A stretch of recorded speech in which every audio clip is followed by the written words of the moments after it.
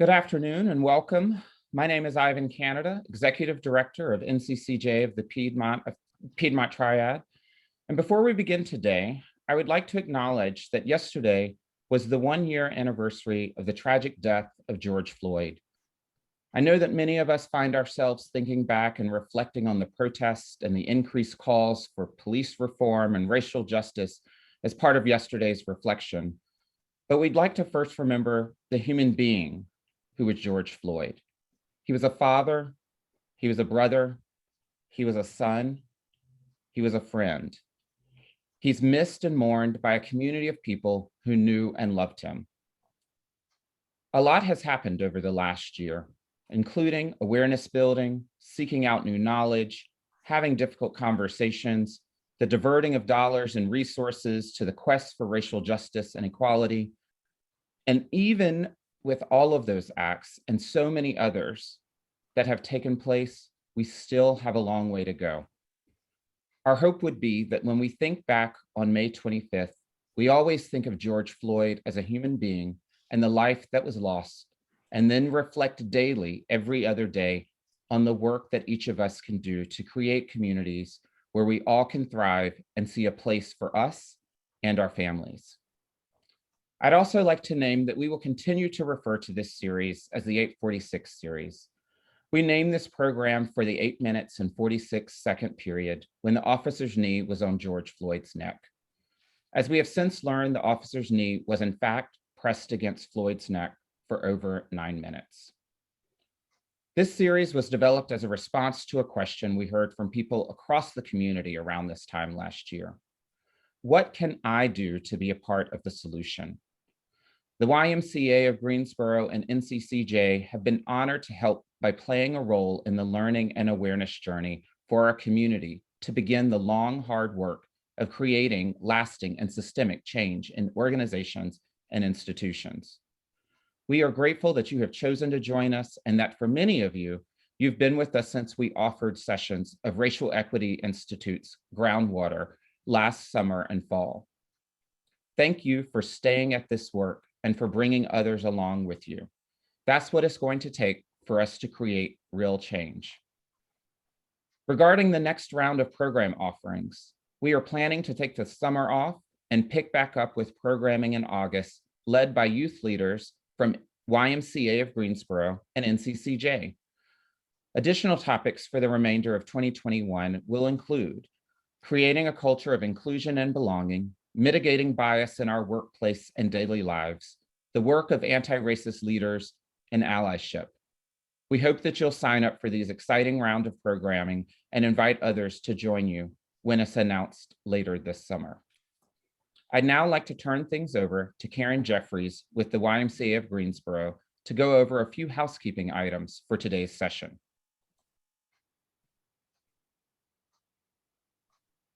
Hi, I'm Karen Jeffries, and I'm one of the D&I leaders here at YMCA of Greensboro. Again, thank you and welcome for joining. We're excited that you're joining us. A few housekeeping things, very simple. This will be very interactive, and we'd love for you to hear from you. And if you could use the chat and Q&A, both are active today, and we'll try to get it to as many questions as possible. Ivan, I'm going to turn it back over to you. Thank you. Thanks, Karen. And thanks for all that you do to support this work with us as part of 846, in addition to all the other things you do with the YMCA.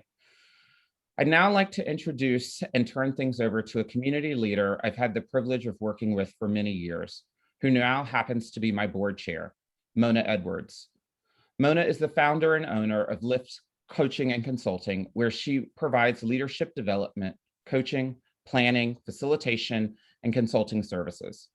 Mona most recently served as Chief Operating Officer for the Community Foundation of Greater Greensboro, where she oversaw day-to-day operations, human resources, and the staff who led marketing and communications and community and foundation relations. Mona? Thank you, Ivan. As Ivan said, I'm Mona Edwards, and I serve as chair of the board of directors of NCCJ of the Piedmont Triad. On behalf of the YMCA, of Greensboro and NCCJ. Again, we welcome you to today's Beyond 846 series workshop. There's an African proverb which says, to go fast, go alone. To go far, go together. It's in this spirit of traveling together that we thank you for making time in your schedule to join us today, and in which we are gratefully acknowledging and thank the people and organizations who are supporting our 846 series. I'd like to call your attention to the organizations that stepped up to make the 846 series happen. I think these names are going to be shared with you on screen, or if not, we'll share them with you towards the end. I think Karen is now sharing the screen, and here you see our sponsors for the 846 series, and we are very grateful for their support. Thank you again to these generous sponsors, for helping to make this initiative possible and for believing in and working together to build an equitable future for all. Today's session will focus on operationalizing racial equity in your organization. As you thought about this topic, some questions you may be wondering about might be, how do organizations move from making EDI statements to creating sustainable impact? Or how do we respond to employees who say, I already have a full plate. I don't have time to add a new initiative like EDI. Or lastly, another question could be, isn't it HR's job to operationalize EDI? We are fortunate to have North Carolina consultant Ericka Hines with us today, who has the experience and knowledge to help us think through these questions and more as we learn how to embed equity into our organizations long-term. Attendees, are you awake? Are you woke? What's the difference? Almost 3 years ago, Equity in the Center, which works to shift mindsets, practices, and systems in the social sector to center racial equity, released its publication and framework, Awake to Woke to Work, Building a Race Equity Culture. This initiative involved many months of research and illustrates in detail how organizations can move through the race equity cycle by activating specific organizational levers. Our presenter today served as the lead researcher and contributing author to this national publication that has been widely shared and discussed with the nonprofit and philanthropic community since its release. Ericka, principal of Every Level Leadership, is a consultant, advisor, strategist, curriculum designer, and senior trainer who works with organizations to do two things: use diversity to their advantage and leverage leadership across levels. She helps organizations to align their commitment to inclusion and equity with their everyday actions and operations. She's worked with government agencies, nonprofits, and foundations across the country to help their staff and stakeholders learn how to work in more inclusive cultures. To date, she has trained over 8,000 individuals in a variety of organizations. She holds a Juris Doctorate from the University of Georgia School of Law and a BA in Political Science from Wright State University. So where and how do we start to embed equity in our organizations? Our presenter will walk us through a framework to guide us and share key steps for getting started on this journey. Ericka is quoted as saying, "Be humble and ready to fumble," in reference to the work she does. I'm sure we'd welcome her elaborating more on that perspective as she shares her wisdom and insights with us. So, if you would like to go far together in this journey of operationalizing equity, you are in the right place. Ericka, we are very excited to have you join us today. Without further ado, I present to you our presenter for the day, Ericka Hines. Thank you. Thank you so much. Mona, I'd like us to strike up a partnership so that you can officially be the person who welcomes me to everything that I do in a public space. Thank you. I appreciate that so much. Hello, everyone. How are you? My name is Ericka Hines. I, as people have said, run a firm called Every Level Leadership, where we help organizations align their commitments to diversity, equity, and inclusion, particularly around race equity, to what are the next best right actions. So I'm really excited today to sort of share the top 5 ways that I have counseled and consulted with companies to help them get started in this effort. A little bit else about me. I do live in Raleigh, North Carolina. I moved here 5 years ago from Washington, D.C., where I lived for 20 years. And I live here with my dog, who's incredibly spoiled, named Allie, and my partner, who doesn't like his name to be out in the public eye. So there's that. I also want to acknowledge my pronouns are she, her, hers. And I do this work on the ancestral land of the Tuscarora and Occaneechi tribes here in Raleigh, North Carolina. So with that, let's get started. I want to use your time wisely and hopefully pass along some knowledge that I have gained in doing this work and answer questions that you may have.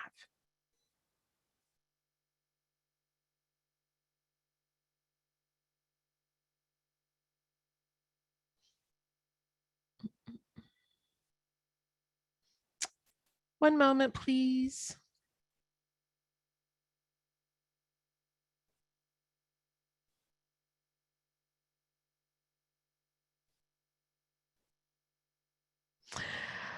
So, in thinking about what to talk about with you all, I understand and assume that many of you are in all different sorts of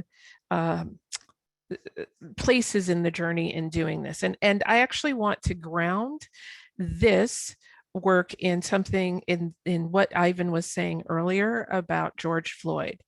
And I want to tell you that my company was busy enough last year, even as COVID was starting out.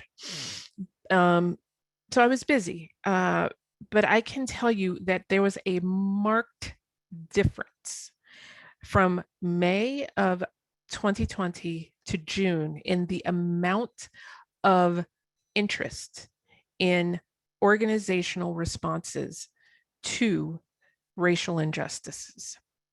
And what happened during that time period, while there was this, I refer to it as racial reckoning happening, is that we saw organizations and companies putting up black squares, issuing statements, writing blog posts, saying publicly that they supported particularly Black Lives Matter. And then very quickly afterwards, and people like me were expecting this to happen, what we saw happen was that these organizations and companies were making these statements, and then we saw people who worked at these places tweeting about how the commitment that had been made didn't align with what was happening inside of these organizations and companies. And that's where a huge disconnect became pretty visible. So while I think that the impact of the death and the murder of George Floyd is, we're still feeling it, and I believe that it'll actually be analyzed. This is one of the areas where we saw in my field a tremendous amount of interest and in some cases, commitment to doing this long-term deep work. So how do you get started? This is me when I had shorter hair. As Mona said, one of my catchphrases is be humble and ready to fumble. And let's start here.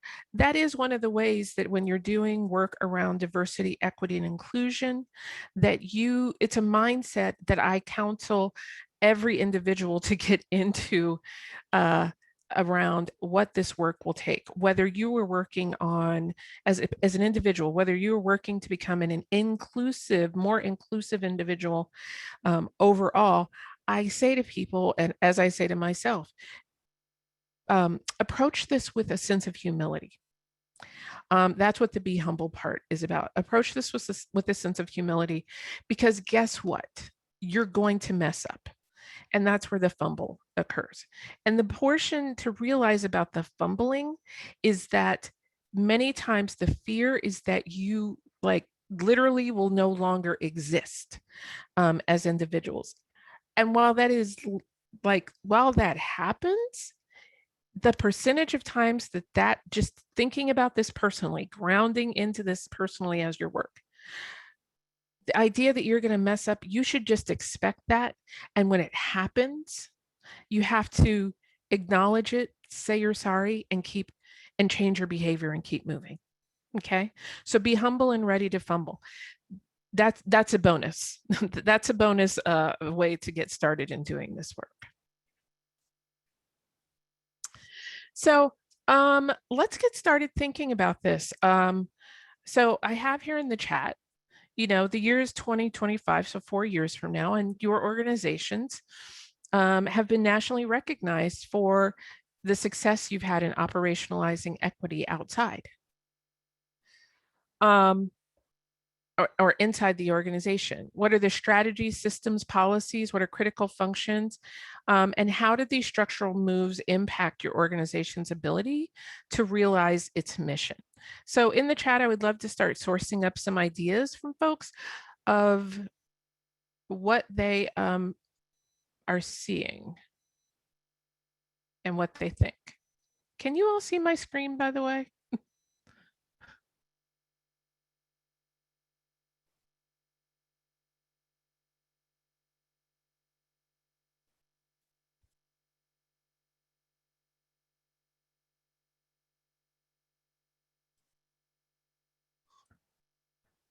Oh, good. Okay. Whew. So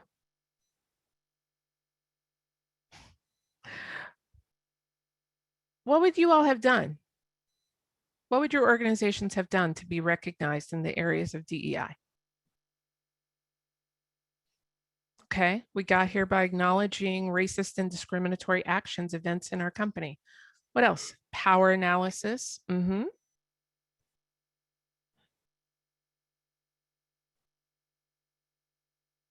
What would be some of the results you all would have seen? Pay transparency.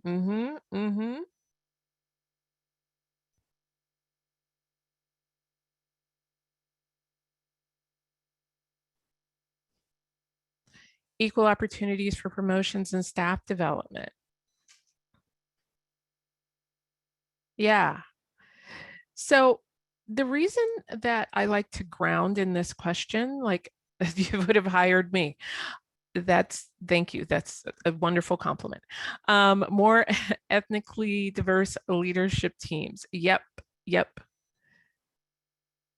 So as I was saying, the reason that I like to ground people and to have us sort of think about this off the top of our heads is because everything that you all have mentioned are things that your organization, you may want to think about in the timeline that it takes or the timeline that you're committing to doing this work.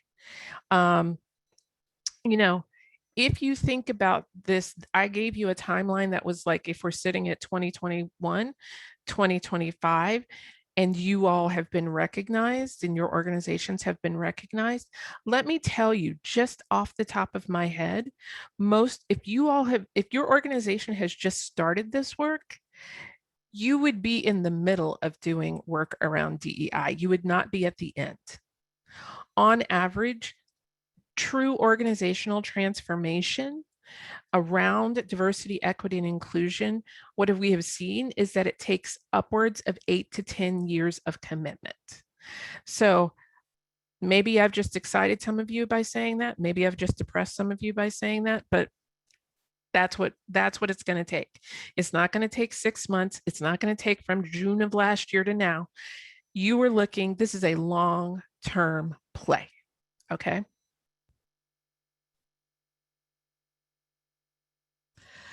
So when we're thinking about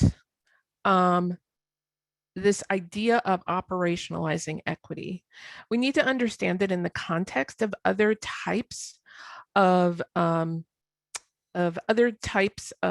inequity that are happening.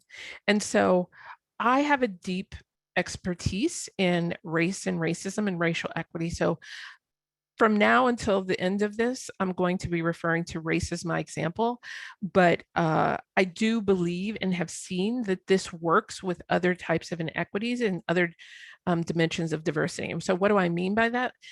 I'm saying that what I'm talking about not only applies to race, racism, racial equity, and racial justice, it also would apply to gender, gender identity, age, ageism, etc. So I want to take you through this, and I'm sure some of you have seen this model. This is from the National Equity Project. And what is important to know here is that when we are thinking about, okay, what are the levels that we experience? As I said, I'm going to use racism. And there's in general 4 levels. And I want to walk you through them because I want to point out where we spend a lot of time and focus and where we don't. So the first level is individual. So individual racism that occurs is inside a person. It's inside, each of us probably, I'm going to bet, have some shred of individualized racism. And so this is when a person's beliefs and actions serve to perpetuate oppression. It can be conscious and unconscious. It can be externalized and internalized. So this is where we talk about terms like unconscious biases, mostly unconscious biases and stereotypes. And this piece around individualized racism can really show up in terms of, there's a term called in terms of internalized dominance and internalized superiority. And again, using race as our example, if I were to say like that's really a sign of internalized inferiority, which I hope I said earlier. So internalized dominance and internalized inferiority are the ways that individual racism shows up. When I'm talking about internalized inferiority, it's when I, Ericka Hines, as a Black woman, believe in my gut, and it comes up that I actually am inferior to a white man or a white woman. That would be internalized racism. Internalized superiority would be when a person who is in the dominant culture, for example, we're going to use white men, white women.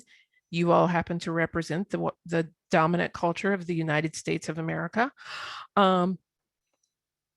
That's when you may believe that white people and the culture of whiteness is superior to all other types of people and cultures. That's individualized. Then we move into interpersonal. And interpersonal racism, as it says, is the interactions between people both within and across difference. So here's what that means. This is when we're talking about microaggressions. This is when we're talking about conflict, when we're talking about tone policing. That is interpersonal racism, right? It occurs between 2 people, or it could also occur from like 1 to a team. And in that context, what we're talking about is like when this thought that we have up here manages to make its way out of our mouth or in our actions, that's when interpersonal racism occurs. And we do spend a lot of time, organizations spend a lot of time and a lot of money on interpersonal racism. The next thing you see here in this other side of the Venn diagram is institutional racism. And that's when we have policies and practices at an organizational level that perpetuate oppression. Okay. This is when we're inside of organizations, and I work with organizations, and we look at their policies and practices and their organizational culture. So we might be looking at, when I say policy, someone said pay equity. We might be looking at pay equity. We might be looking at your handbook, your employee handbook. We might be looking at your recruitment strategies and your retention strategies. All of those are examples of ways that we have perpetuated, continue to perpetuate inequity based upon race. Okay. And then the final piece you'll see here is this idea of structural racism. And structural racism, as you can see, is how do these effects interact and accumulate across institutions and across history? Now, for some of you, this whole thing, this whole framework might be review. For others of you, I'm hoping it's new. So when we're thinking about structural racism, what we're talking about is how do institutions, and here's my example, I've used it for 5 years, and unfortunately, it still is applicable. This idea of the school to prison pipeline, the idea that as early as pre-K, Black and brown students go through the disciplinary system and end up in the correction system by middle school and by high school. That is, and some of you on this may be experts in the school to prison pipeline. But when you think about the school to prison pipeline and you dissect it, you think about, okay, who are all, I went to law school, so the word that we used in law school is bad actors. Who are the bad actors? You think about the institutions that have inadvertently had a hand in playing in the school to prison pipeline. You would, if you think about that, you would come up with ideas like banks, property taxes, education, the police department. Those are all examples of how these institutions they have not worked together like knowingly, but unknowingly what they've created is a compounded and complex problem of structural racism. Okay, so why have I spent so much time going over this? I spent time going over this because what I have seen in the work that I have done is that organizations spend a lot of time on individual, to a degree, because we spend a lot of time talking about unconscious biases. They have spent a lot of time and money on interpersonal. How do I make sure that I'm introducing and creating an inclusive environment? And to a lesser degree, although it's getting a bit better, organizations spend time on the structural aspect. It's just been in the last, what I have seen, like the explosion of institutions focusing on the institutional part of this. That has really happened in the last 3 to 4 years. Has it been happening all along? Yes, but to the degree that it's happening now, that organizations are saying, hey, come in here, work with our organizations, help us become more inclusive and equitable and diverse. That is where we're spending a lot of time now. But over the period of time, this area has not been a major focus. So the work that I have done and that Equity in the Center has done was specifically around institutional aspects of racism inside of organizations and how we could counteract that. I'm assuming that there are probably questions. So, but I want to go through, well, actually, I will stop for a minute or two and answer questions if there are any in the chat.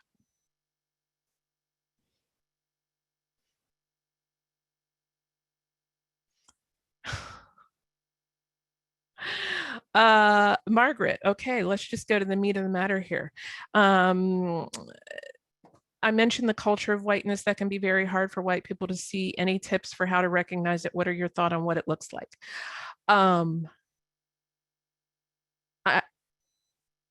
My answer is going to sound smart, but it's actually not smart. It is literally to look at look at a newspaper, think about and this is what let me give you an example. This is an example that I give leaders when I'm training them. When you think about any management or leadership training that you have ever taken, any book that you've been told to read about leadership, management, business, I want you to think about, if you even looked on your bookshelf right now and you had the bestsellers, I want you to look and see who wrote those.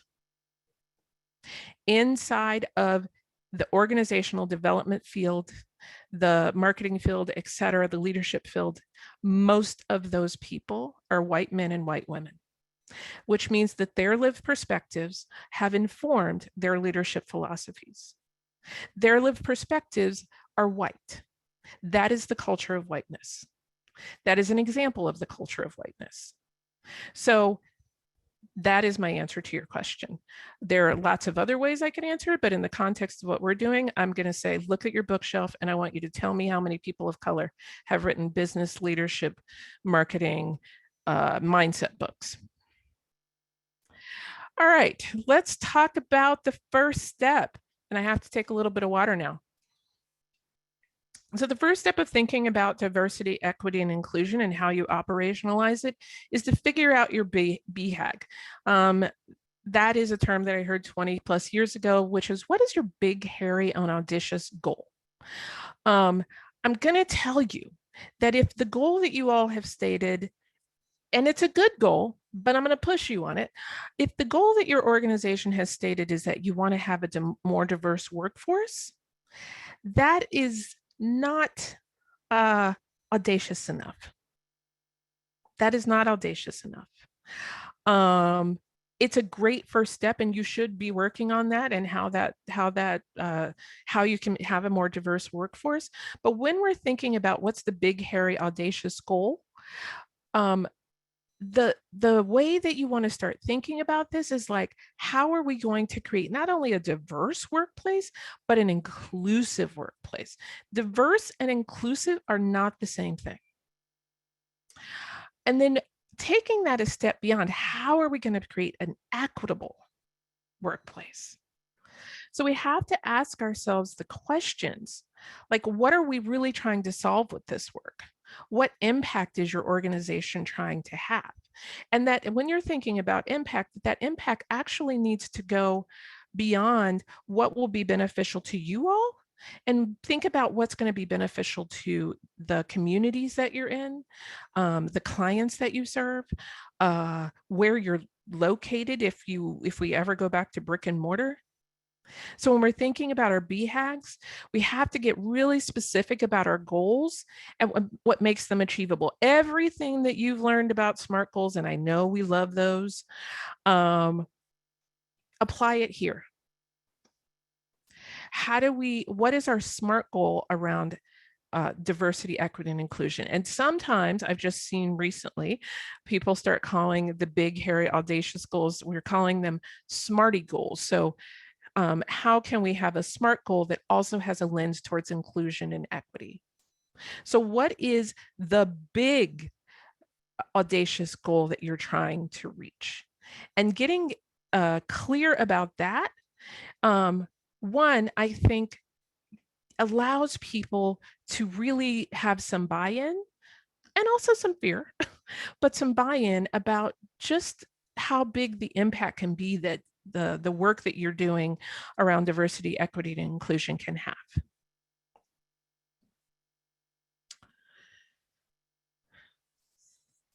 One big, hairy, audacious goal is to think about how can our organizations move from a white dominant organizational culture.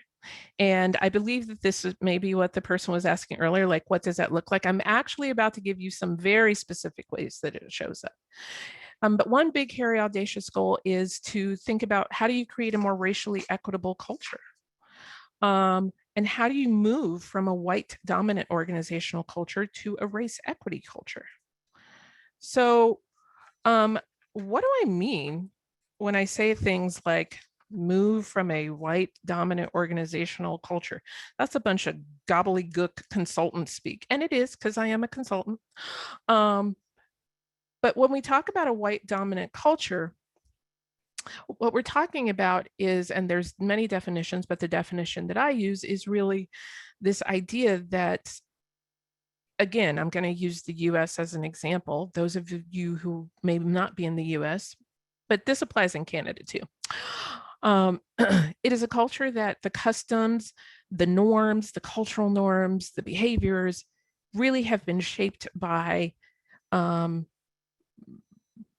white people. We can talk about culture being expanded, but when we think about cultural norms, what's considered to be normal, what's considered to be true, that has a long history of being defined, particularly by white men. So when we think about, when I mentioned about 5 minutes ago, look at the books that you've had to read about things and think about who has written them and what lived experience they have had. We can see that most organizational cultures have had a perspective of the white lived experience. So moving to a racially equitable culture is one where we are actually going to decenter and recenter people of color. Okay. So here's some ways that white dominant culture shows up in our organizations. This is a combination of, I'm sure most of you are aware of the Tima Okun piece, White Supremacy Culture, which she just re-released last week. This is a combination of Tima Okun's work and mine and my colleagues' work. Well, this is what we've seen inside of organizations. What we've seen is, and I'm not going to read these because you can see them, but we have, like, on the left, you see like what Tima Okun referred to: sense of urgency, perfectionism, worship of the written word, power hoarding.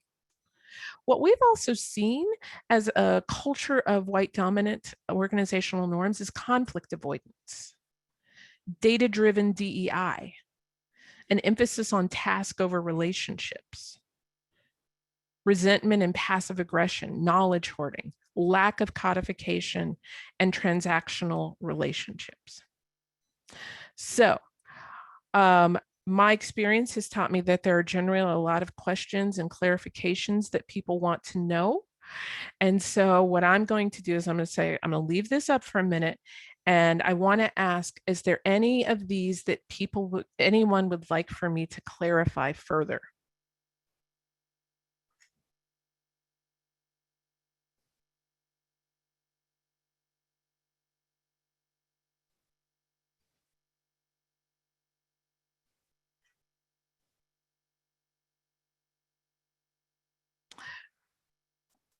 Okay, so, okay, they're rolling in. Karen, if I can ask you to sort of keep an eye on these, I will try to start where I'm seeing a couple about lack of codification. Okay, so, but I'll answer that and I'll try and clarify a few others. So here's what we mean by lack of codification. A lot of times, what that means is not having your policies and practices written out, not having that handbook, and actually not using the handbook that you have written for folks, not having the processes of how you do something, whether that's billing to, applying for parental leave. That's a lack of codification. And a lot of organizations, when you don't have that, it's just relying on word of mouth and like people saying, well, this is how I do it. I don't really know how it's done. That presents a certain amount of unpredictability, and it also opens itself up to a lot of biases. So that's what we mean by lack of codification. I also think I saw people saying, what's a sense of urgency?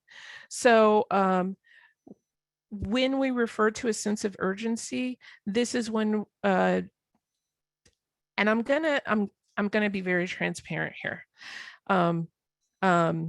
This is when organizations, and I have seen this in my clients who are in the social sector, nonprofits and philanthropies, where every single thing is a fire. Every single thing is a fire, and we have, and the lead, from the leadership down to the frontline staff, there is a daily pressure to make sure that everything gets done. So this sense of urgency puts pressure on everyone to operate at their highest level all the time. That is the reason that that is considered a part of white dominant culture, is because it never allows for anyone to be less than 100% or to have any sort of human thing happen to them. And when a human thing happens to them, illness, sickness, death, it jolts us. I mean, just look at the last year. So that's what sense of urgency means. And it means, like, is everything urgent? That question. Are there any other major ones that have come up several times for folks? I'm going to answer the data-driven DEI because, okay, I see a lot of these, but I'm not going to answer all of these. So I am going to answer the data-driven DEI one, just so that we can, I'm going to move on from this one. What we mean by data-driven DEI is that it's when organizations only is the key word here, rely on the data in order to show their increases, okay? Where they're doing well. So it's like, we're going to make a decision about what's next on our diversity, equity, and inclusion efforts because we have the data, and and what we're looking for is, like, can we get our diversity hires from 1% to 5%? And so what we say is that you should be data informed. We love data. We like data. We want you to use data. But what we don't want you to do is have all of your decision making only based on data. It needs to actually also be based upon how people are feeling. What's a sense of belonging? It needs to be based on the narrative as well as the numbers. So the narrative and the numbers. Data informed is this idea of the numbers and the narrative, not just the numbers. Okay, I hope that's helpful. So number 2 in getting started is to develop your shared language. If you've read the Awake to Woke to Work publication, you would see that we say, here are the 5 ways to get started. We say this is actually number 1. Your organization has to develop a shared language. What do we mean by shared language? We mean that as an organization, you will define what the words and the context is the key part here, around what it is you're doing. So here's an example. You know, the key questions that we ask are like, what terms are we trying to define here? What do we, I don't know what DIA means, so I apologize. But what do we want to have shared language about? And I say here that you have to ground your organization in shared meaning, that you have to have a common vocabulary that will guide the work that you're doing. Most of the time when we're doing DEI work, we're all running around here saying, like, diversity, equity, and inclusion, as though they're interchangeable, number 1. And 2, as though we all have the same shared meaning around what they mean. We don't. So when we're thinking about creating a shared language, what we're really saying here is look at terms like diversity, equity, inclusion, belonging, and these big concepts. We want you to look at them and figure out, what do these mean in the context of my organization? You know, if diversity is really about representation, what does that mean? What does that representation mean in the context of my organization? If we're focusing on race and ethnicity, you know, pardon me, you know, what are we, like, what communities of color are we trying to increase? How are we building an inclusive environment in our organization? So creating that shared language around what do these mean for your organizations? First of all, it is a team building exercise, let me tell you, because people are going to have all sorts of ideas. And more importantly, they're going to have all sorts of feelings about developing this shared language. Because what starts to creep up individually inside of us is like, what does this mean for me? If we're saying, I'm all on board for being inclusive, I'm there, yes, let's do it. But then what shows up is like, well, what does this mean for me? So developing shared language is a big deal, and it takes some time. And we can't overlook that in terms of all getting on board of what it is we're trying to do. For people like me as a consultant, the other reason that we spend a lot of time developing shared language is because it helps us figure out where we're supposed to actually center the work that we're doing. Are we really working on inclusion, or are we working on equity, or are we working on diversity? Having that distinction helps me figure out what recommendations I should be making, okay?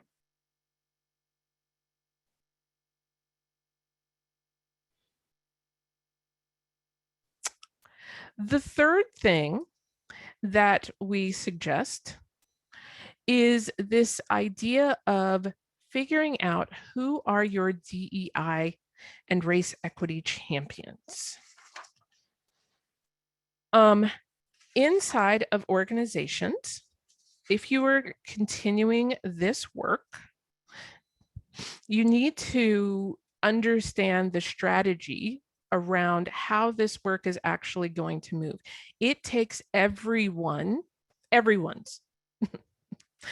job is to advance DEI. I believe that Mona said at the top of the hour, there's a question around, isn't this the job of HR? No, it is not. HR has a big role to play in this, but when we're thinking about DEI, it's actually everyone's job to figure out, how does this fit into your portfolio of responsibilities? But what you see here is who are going to be the folks who are willing to shepherd this work on behalf of your organization. And now notice I said shepherd and not own. Shepherd is, we're going to shepherd the work along, but we're asking everyone else to join us. We will be the folks who are willing to hear the feedback, willing to, try and promote accountability. We're the folks who are willing to take this on behalf of this organization. Those are your race equity champions. And a key person in terms of thinking about race equity champions is you need to have a person who sits in senior leadership, or who is a senior leader, or if you're an organization that has 3 people in it, the senior leader. One of the race equity champions needs to be in organizations where you have a few senior leaders. One of them has to be a senior leader. And here's why. This work, for those of you who are in senior leadership or sit on the board, but more so those of you who sit in senior leadership, you set the tone for this work. You and the board are the grass tops, and you can actually stop or start this work depending on how you react to it. So when we're talking about race equity champions, and the reason that I'm harping on this whole idea of a senior leader is that it is important to have a senior leader who's willing to cheerlead on behalf of this work amongst their fellow colleagues. So that's what we mean when we're talking about who are the race equity champions. The question here might be that you're asking yourself is, what is the role of the board or an advisor group and the senior leadership in race equity? As I just said, senior leaders and the board, they can set the race equity priorities, or they can be the people who say, no, we're not going to do this. Yes, we're going to do that. Or, oh, we're not going to do any of this. So it's really important to get them on board and to get their buy-in. They're also, in some cases, the external face of the organization. So having them demonstrate a commitment to DEI, both internally, but also externally, and there's alignment around those, right? So there's work happening internally that can be talked about externally, is generally helpful to the organization.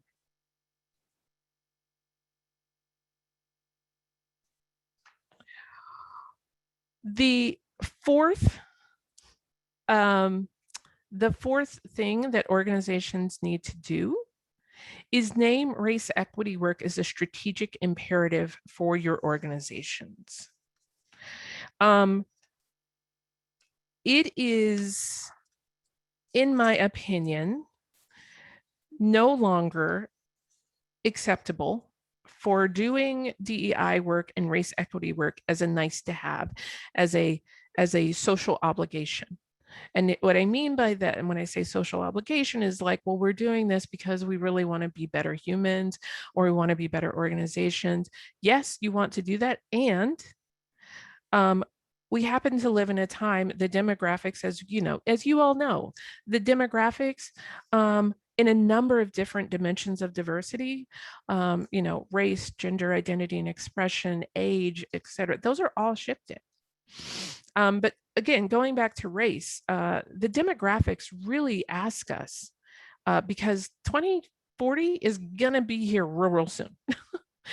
The demographics of this country really impress upon us the need to make race equity work a strategic imperative for our organizations. It needs to become a need to have. And so doing the thinking and the strategizing, and in some cases, the deep work around how is this a strategic imperative to our organization is very important, because we also know that when something becomes a strategic imperative, we will put the time and the resources into it, resources, people, and financial is what I mean by that, into it to make it happen. The other reason, and particularly for people like me and the work that I do, what I am interested in doing with organizations is helping them deeply embed DEI, as particularly racial equity, into how their organizations run. So not to have it be this like interesting overlay that we can just take off and like no longer use when it's not something that we're interested in, but how do we actually embed the principles, the strategies around inclusion and equity so that they change the DNA of how your organizations run and they stay? Okay, that's what naming this as a strategic imperative, that's the impact that it has. How do you convince an organization that it's important and central work for this organization? One, like I said, you have to define why this is mission critical. What will be its impact? You need to reinforce its impact. And you need to talk about and strategize and ask people when they're doing their work plans, who plays a role? As I said here, it's everyone. Everyone plays a role.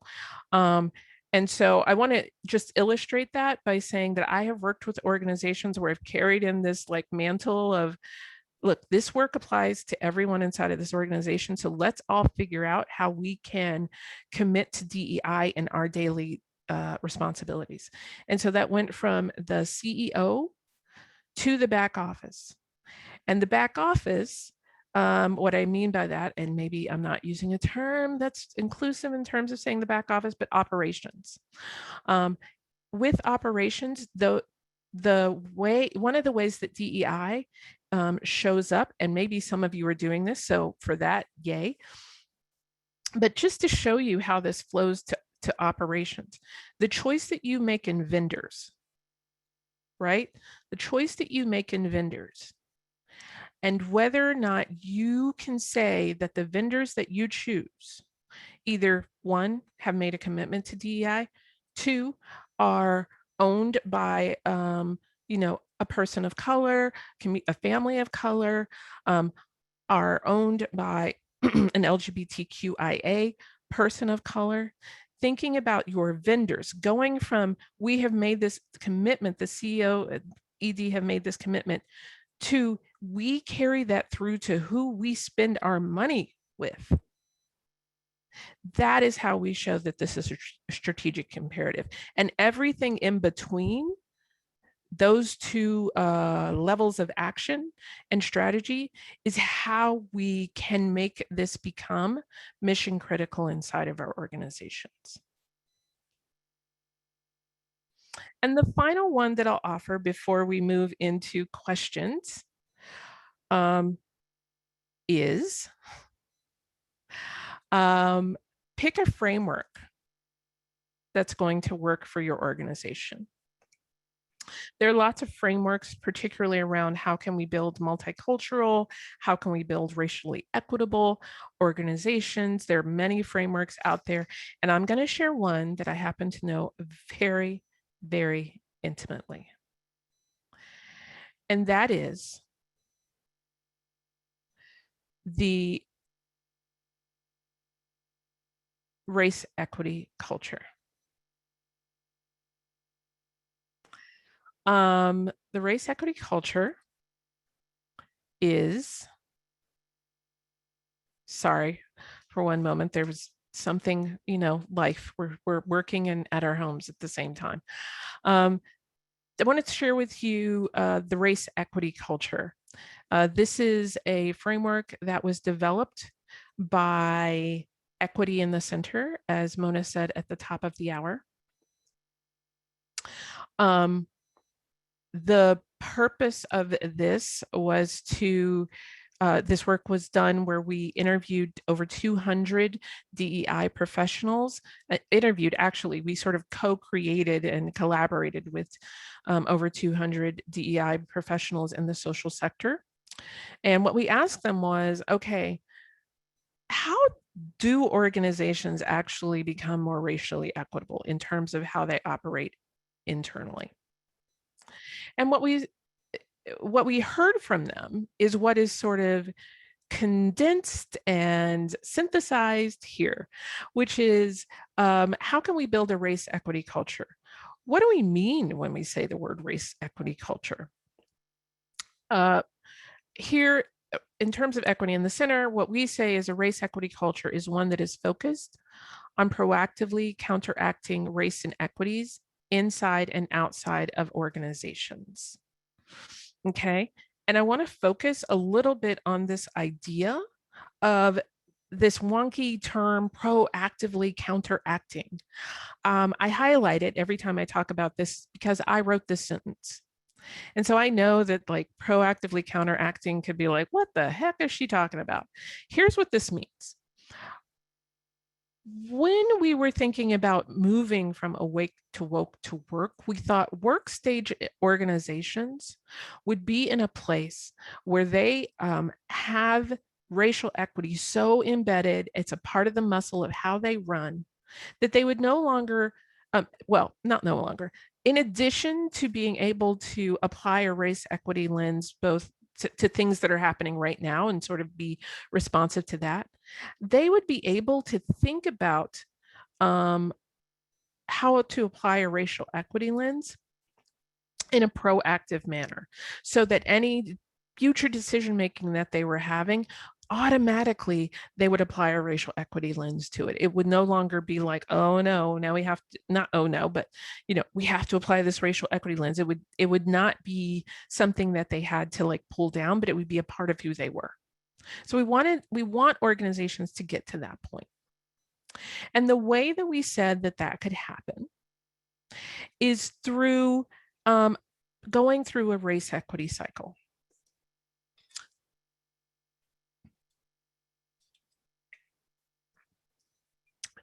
Had to take a drink of water there. So the race equity cycle is what you see here on the right.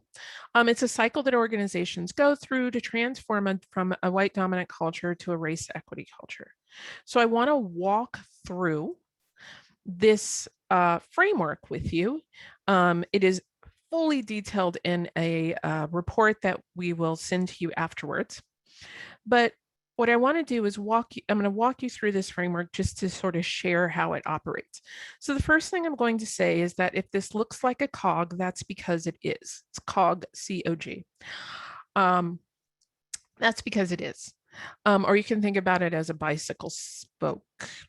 Arguably, I don't really know bicycles that well. Okay, so we start with the inner part of this, which is where it says awake, woke, or work. And what we ask organizations to do is to think about not the commitment that you've made, but the impact of the work that you have done to date in terms of particularly race. Has it had the impact of being awake, woke, or work?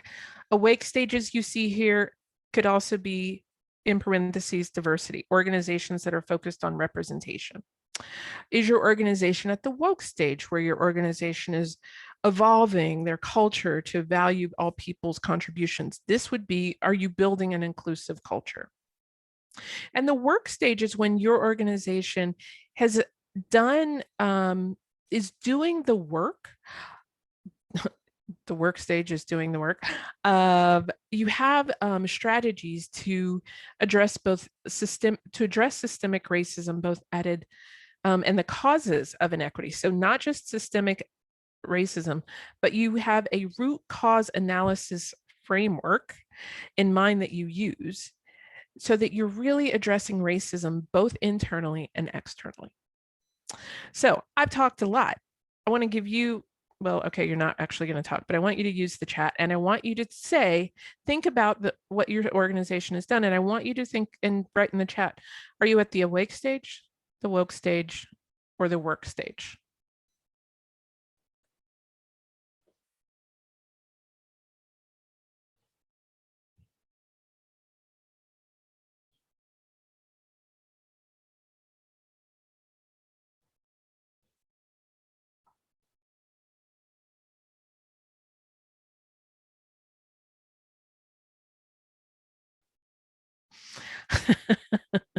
Between awake and woke. Angela, I'm going to answer you in a moment. Moving from awake to woke. Yep. Awake and woke. Yep. Woke. Yeah. So I want to say thank you all at first, because I hadn't seen the little thing moving. I was like, am I still on? But I am. You all are still with me. My assumption is that, yes, most organizations are at the awake stage. So I've seen a few comments that I want to, or things in the chat that I want to address. So we recognize that there are organizations who are at the sleep, slumber, snoring stage, meaning they haven't done anything. They're not on the train, as I like to say. Like, are you on the train? If you are on the train of saying we're going to do something around DEI, I'm willing to help you.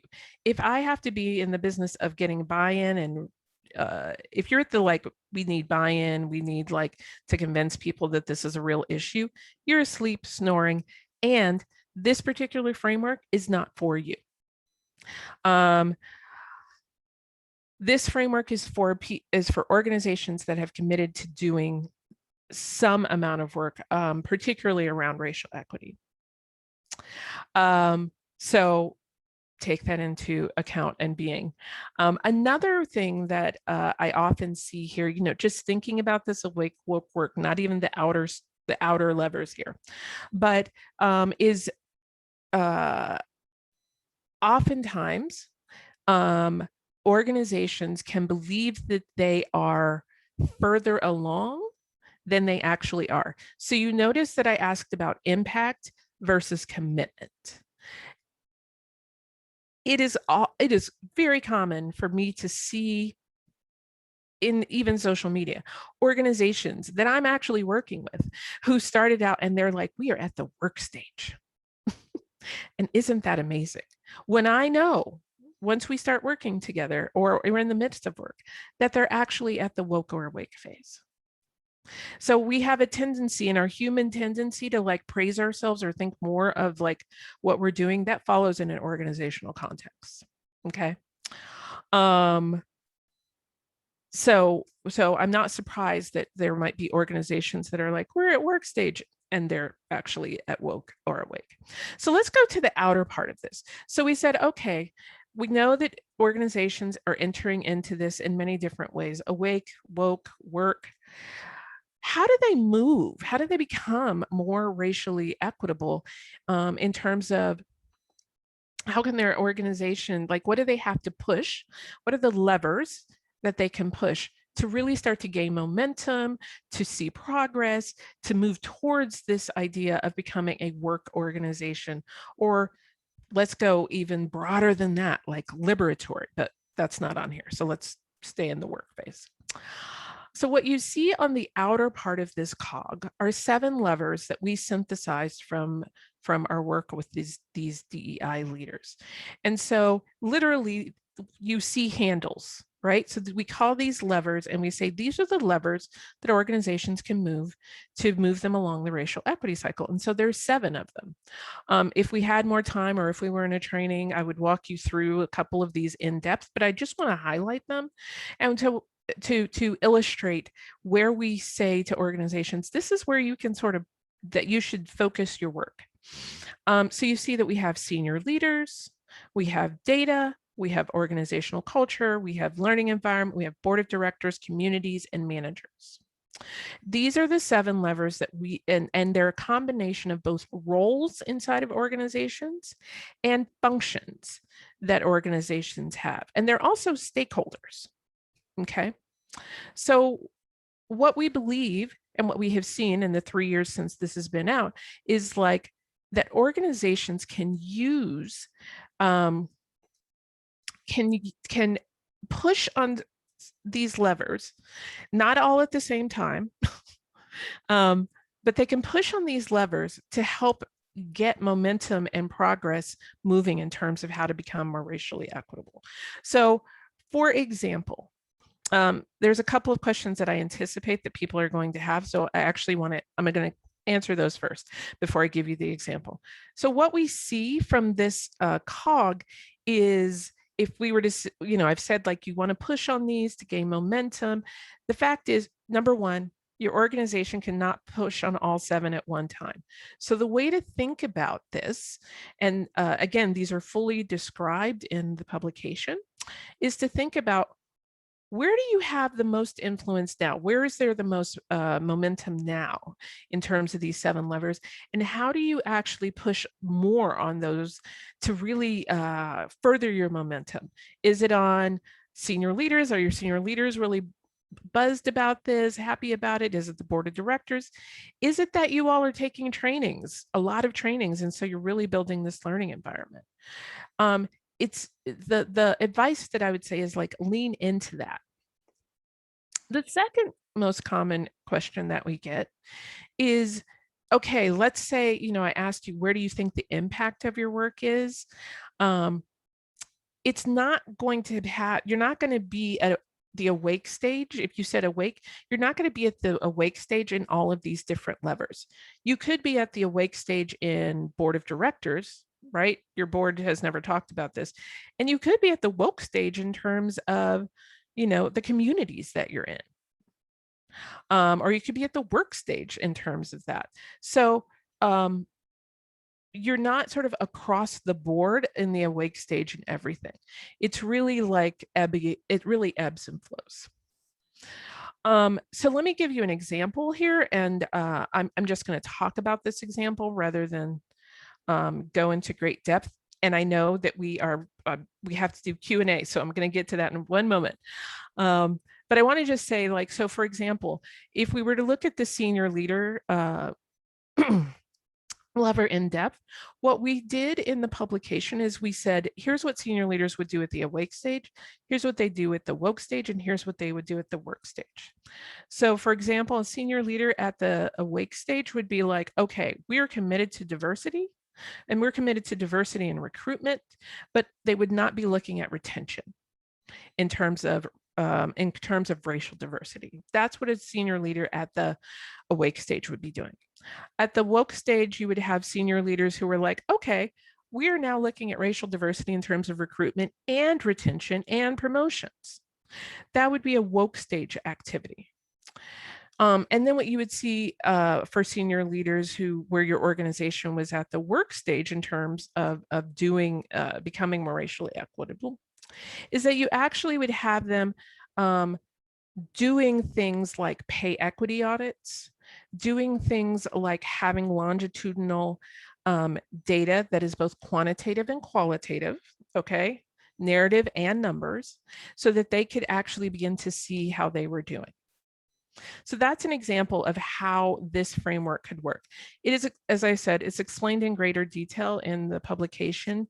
And that's not just me pumping a 37-page publication that I had a part in writing. It really is fully explained in the publication. So I know that I have given you all a lot to think about in the last hour or so. What I would like to do is, in the time that we have left, I want to follow the agenda that was given, and I'm going to ask Karen. Now is the time that we want to take questions. Am I right? Yes, it is. And I don't have any in Q&A, but I do see in the chat, there's a question. Can an all or almost all white organization be at the awake stage, or is that slumber? So,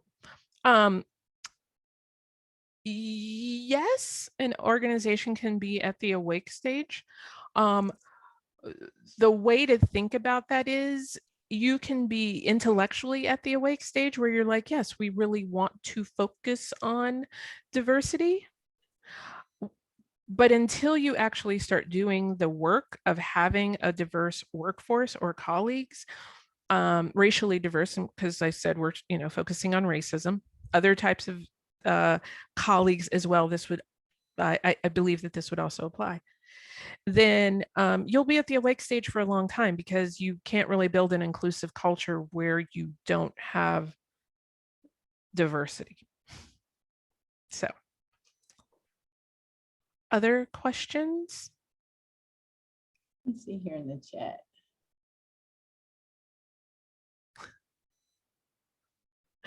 I know I spoke a lot and I could probably talk a lot more, but I do want to be responsive to folks.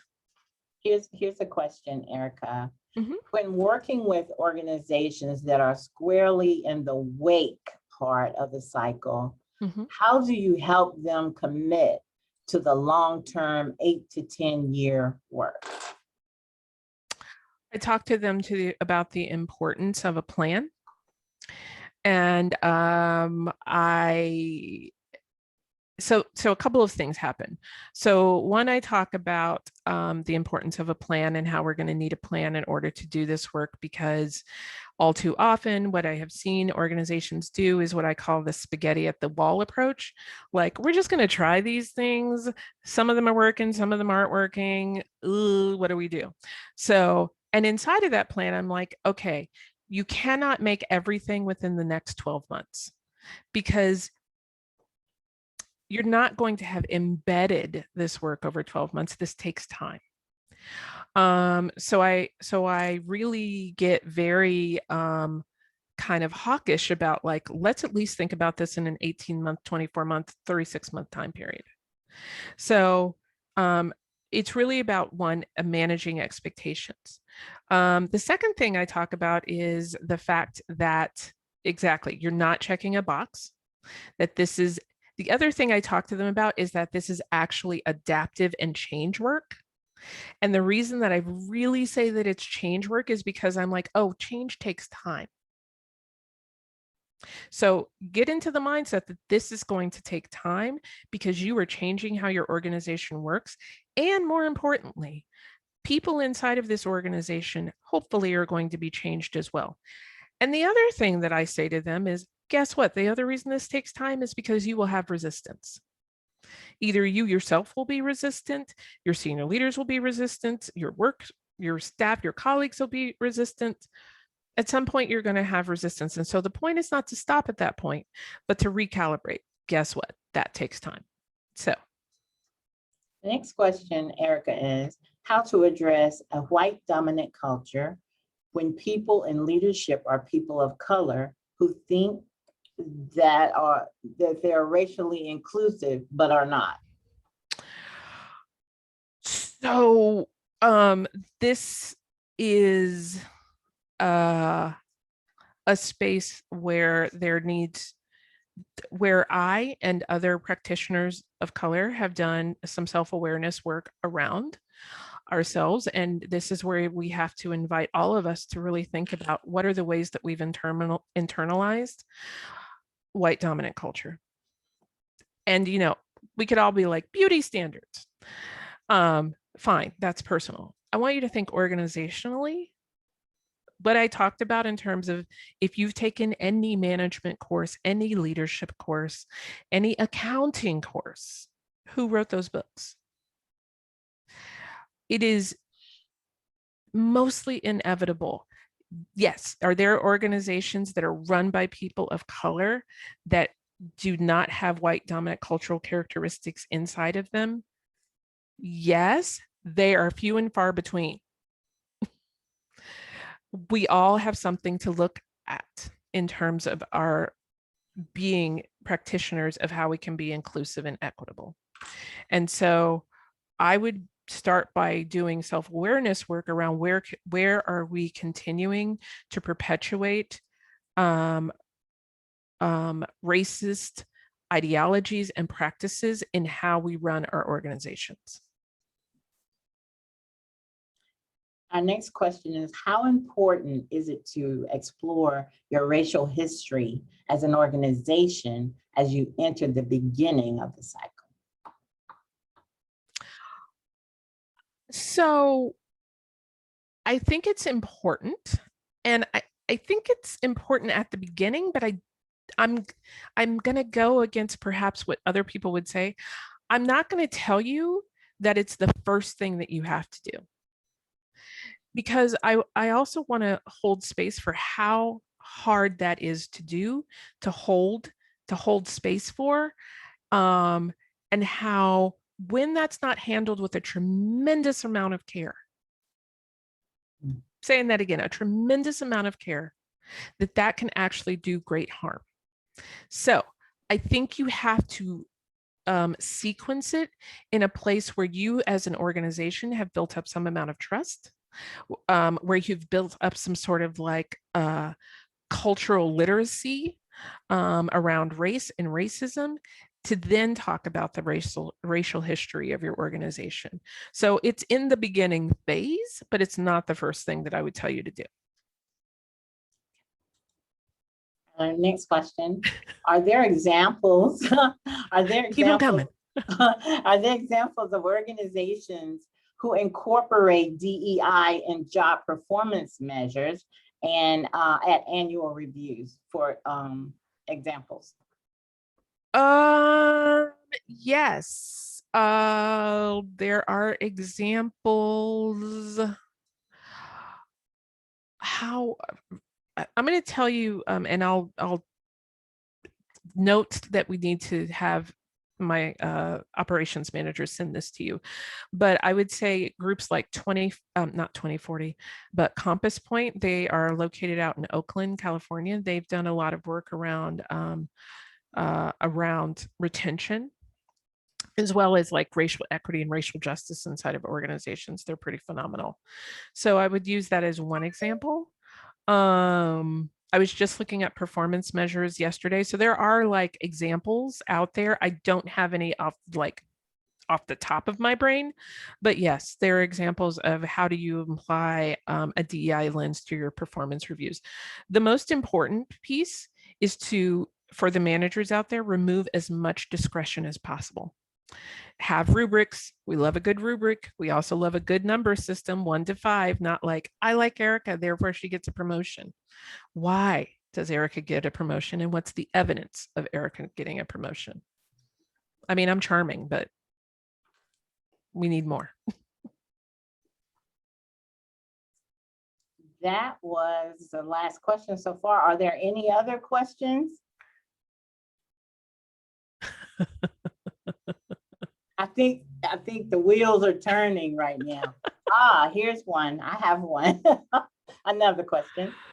In this work concerning culture, does the work toward equity emerge from the analysis of each individual organization, or are there standards/examples that orgs can turn to that illustrate non-dominant cultural norms being embedded in organizational practices? So I would say that this is a growing area. Is there like widely known organizational norms? No, but what I would say that a couple of places to look might be there's a piece that Crossroads Training did, and I'm sure some of you are familiar with them, that talked about sort of how do you move from like a monoculture to a multicultural organization, and they have and it's like 5 different sort of sequences or phases. Let me see. Well, that's the one that I'm coming up with.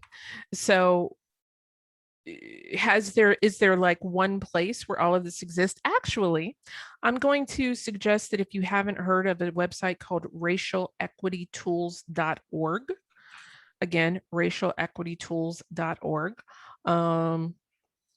that is a wealth of knowledge around cultural norms that are not white dominant centered. So go there, read, view. Yes, that's my suggestion. We have, for our last question, Ericka, how do you help someone in senior leadership who is part of the white culture understand that a call to action is needed, and that starts by being culturally humble? One of the things that I suggest when I'm saying to leaders, you set the tone for this work. What I say to them is, I want you to think about why it's important to you personally. Why is this work important? Not to the organization, not to your staff. I want you to think about why this is important to you. And I base this off of a framework that talks about the cycle of liberation. It's by Bobby Harrow. The reason that I'm bringing this up is because Bobby Harrow in the cycle of liberation talks about that there's a critical incident that happens for folks where they really begin to deeply commit to ending inequities. So the reason that I ask senior leaders this, and I'm giving you this long answer, is because when I ask these senior leaders why it's important to them, it deepens that to a gut level of needing to answer that. And then when they do come up with that answer, I say, that's what you have to share to the staff. You have to share why this is important to you, to your staff, because by doing that, you're giving them permission, you're modeling to them why and how this needs to be a personal commitment on top of why it needs to be an organizational commitment. And I do that with white staff all the time. And most of the time they sit there silently. And I say, let's talk about your reason next week, or if you want to write it in an email, let me know, but like, I need you to answer that question first. So it is asking them that personal history question. It's also about numbers. Get the numbers. And if you don't have those numbers for your organization, get them for the state or like your industry, et cetera. So, okay. Thank you, Ericka. Thank you so much. And you all are welcome. Yeah, and now I'll get to go back and look at the video, because when you're working it's but I still grasp some things. Thank you so very much. You are welcome. Thank you. We will start back with Mona. Thank you very much, Karen. And Ericka, wow, that was amazing.